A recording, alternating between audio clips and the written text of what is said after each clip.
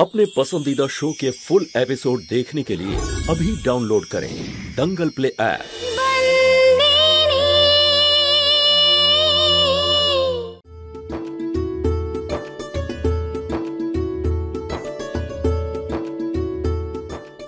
बोलो अम्बा माए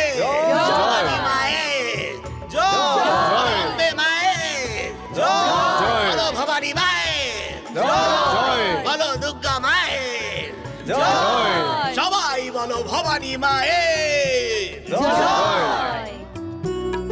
মা শান্তু, অনুষ্ঠানের আয়োজনটা কর।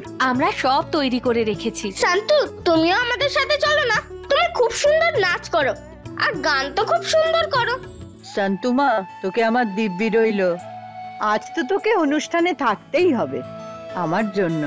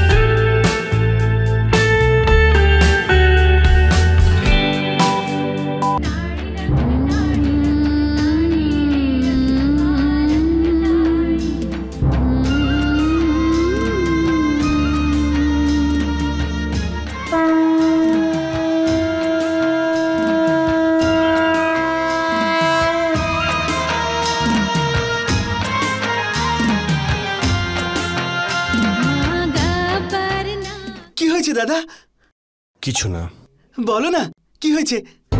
এটা বলো যে খেমি আর তোমার বিয়ে কি করে হলো? আমার আর খেমির বিয়ে? আসলে কি হয়েছিল, খেমির বাসটা খাদের মধ্যে পড়ে যায় আর খেমি ওখানে খাদের নিচের রাস্তাতে অজ্ঞান হয়ে পড়েছিল। আমি আমার কীর্তন ছেড়ে যখন ফিরছিলাম তখন ওকে দেখলাম অজ্ঞান হয়ে পড়ে রয়েছে। তাই আমি ওকে উঠিয়ে বাড়িতে নিয়ে আসি। যখন ওকে আমি বাড়িতে নিয়ে আসি তখন বাবা মার মনে হয়েছিল যে ওর সাথে আমার সম্পর্ক আছে, আর আমি ওনাদেরকে বলি যে আমার সাথে ওর কোনো সম্পর্ক নেই, ও ওখানে অজ্ঞান হয়ে পড়েছিল, তাই ওকে আমি বাড়িতে নিয়ে আসি। তারপর আমাদের গ্রামের যে বৈদ্য আছে না, উনিই খেমিকে চিকিৎসা করে। দুদিনের মধ্যেই খেমির জ্ঞান ফিরে যায়। যতদিন না ও সুস্থ হয়ে উঠছিল ততদিন আমাদের বাড়িতেই ও ছিল। এতদিন বাড়িতে থাকার ফলে ও মা বাবার সাথে খুব মিশে গেছিল। আর তারপরে যখন খেমি চলে যেতে চাইলো তখন মায়ের চোখে জল চলে এসেছিল। তারপরে খেমির সাথে কথা বলে এটা জানতে পারি যে ওর বাবা মা নেই, আর ওর তখন বিয়েও হয়নি, কারণ ও যে মাঙ্গলিক আর আমিও যে মাঙ্গলিক। ব্যাস, বাবা আমাদের দুজনের বিয়ে গ্রামের মন্দিরেই করিয়ে দিয়েছিলেন। খেমি আর কি বলেছে তোমাকে ওর ব্যাপারে? আর কিছু না, শুধু এটুকুই। কিন্তু আমি জানি খেমির মনটা খুব পরিষ্কার আর ও আমার মা বাবার খুব খেয়াল রাখে। আর মানে বলতে চাইছি ওর পরিবারের ব্যাপারে, ওর নিজের ব্যাপারে। হ্যাঁ, ও বলল যে গ্রামে ওর দাদু থাকে আর ওর দুটো বোনও রয়েছে যারা ওই দাদুর সাথেই থাকে। আর এর থেকে তো বেশি কিছু বলেনি, আর আমি জিজ্ঞেসও করিনি। আগের জীবনের কথা আর জেনে কি হবে বলুন তো? বাকি জীবনটা তো আমাদের একসাথেই কাটাতে হবে, তাই না দাদা? চলো না। তুমি যাও।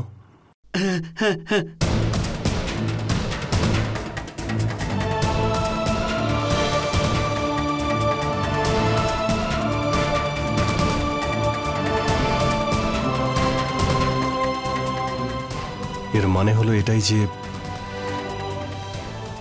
খেমি ওর স্বামীকে আমার ব্যাপারে কিছুই বলেনি।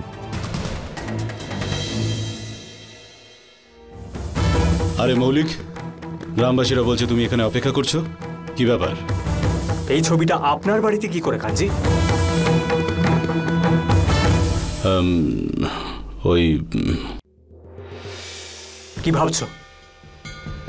অন্তত এটা বলবেন না যে এই ছবিটা আমার পিসির নয়, নাকি আমি পিসিকে গিয়ে জিজ্ঞেস করব? ভালো এতেই হবে যে আপনি বলুন যে এই ছবিটা আপনার বাড়িতে কি করছে। তোমার পিসি ছোটবেলায় খুব ভালো নাচতে পারতেন। আমাদের গ্রামেও এসে এক দুবার অনুষ্ঠান করে গিয়েছিলেন, সবার খুব ভালো লেগেছিল।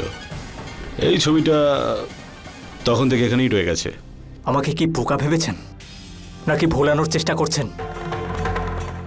কবে কোথায় কাকে ডান্স করতে দেখেছেন আর তার ছবি নিজের বাড়িতে টাঙিয়ে রেখেছেন? আরে তুমি কে?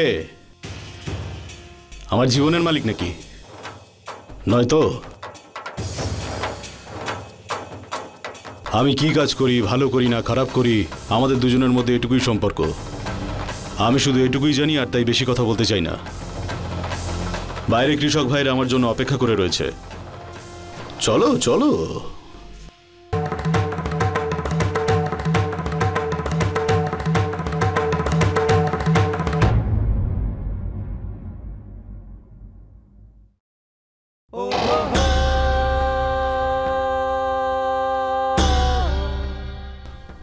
আমাদের সম্পর্কের ব্যাপারটা আর কতদিন লুকিয়ে রাখবো বলো তরু?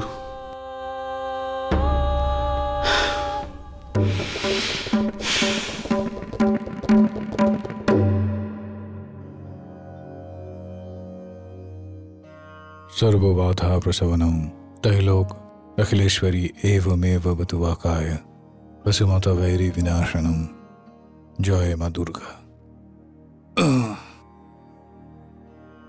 जय मां दुर्गा।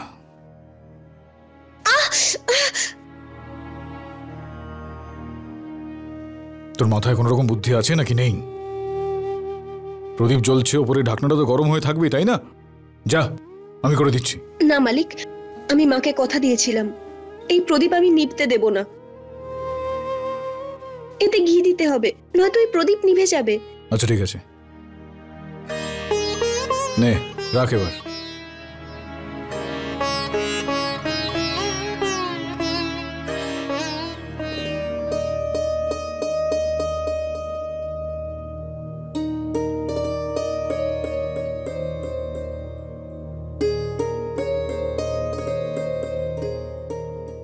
একেবারে মূর্খ তুই একটা। যা, এখানে দাঁড়িয়ে দাঁড়িয়ে আমার মুখের দিকে হা করে তাকিয়ে থাকিস না। যা, হাতে গিয়ে ওষুধ লাগা। মালিক, দাদু বলেন যে মাটিতে অনেক শক্তি আছে, উড়ে যাওয়া জায়গায় মাটি লাগালে তাড়াতাড়ি সেরে যায়। একদম ঠিক কথা বলে তোর সম্বন্ধে তোর দাদু।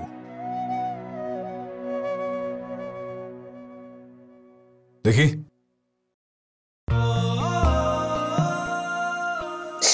মালিক খুব জ্বালা করছে। নে, মনে নেই সেদিন যেদিন আমার চোখে ওষুধ দিয়ে দিচ্ছিলি তুই? কি বলেছিলি সেদিন তুই আমায়? যে মালিক লাগলে তো একটু ব্যথা হবেই, আর ছ্যাঁকা যখন লেগেছে তখন তো একটু জ্বালা করবেই।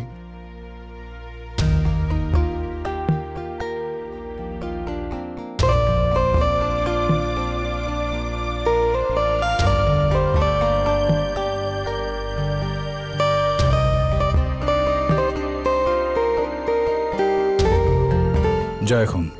না মালিক, আপনি বিশ্রাম করুন, আমি বসছি ওখানে। শোন মেয়ে, এই পুজো হলো আমার এই বাড়ির রীতি রেওয়াজ, আর আমার অভ্যাস হয়ে গেছে রাত জেগে থাকার। যা, তুই শুয়ে পড় গিয়ে। মালিক, আমারই বা ঘুম আসবে কি করে? যতদিন এই বাড়িতে আছি আমাকে এই কাজটা করতে দিন।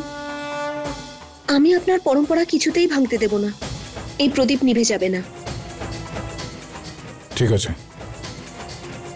জয় মা দুর্গা।